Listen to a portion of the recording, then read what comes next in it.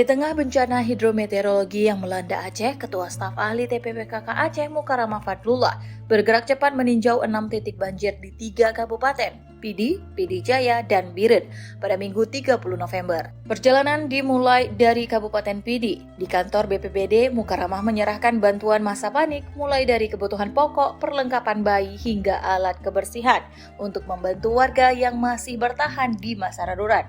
Dari Pidi, rombongan melanjutkan perjalanan ke Pidi Jaya. Di Rumah Sakit Umum Pidi Jaya, Mukarramah melihat langsung kondisi warga yang dirawat akibat banjir. Ia memberikan apresiasi kepada tenaga medis yang bekerja tanpa henti sejak awal bencana, sekaligus menyalurkan paket sembako dan obat-obatan untuk mendukung layanan kesehatan. Bantuan juga diberikan kepada warga di Gampung Menasah Raya, Kecamatan Merah II, salah satu wilayah yang terdampak parah. Perjalanan kemudian dilanjutkan ke Kabupaten Biren. Di pendopo Bupati, Mukarramah menyerahkan bantuan obat-obatan kepada Wakil Bupati Biren, Insinyur Razuardi MT, sebagai dukungan penanganan krisis kesehatan.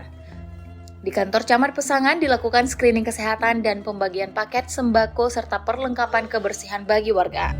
Di Menasah Pulo, Pedada, Mukarramah menyempatkan diri menjenguk korban banjir dalam kondisi gelap, listrik padam, dan akses terbatas. Bantuan logistik darurat disalurkan langsung kepada masyarakat yang rumahnya terendam. Menurut data BPBA, bencana ini telah berdampak pada sedikitnya 18 kabupaten kota di Aceh, dengan ratusan ribu warga terdampak. Di 3 kabupaten yang dikunjungi hari itu saja, lebih dari 11.000 kepala keluarga mengalami dampaknya.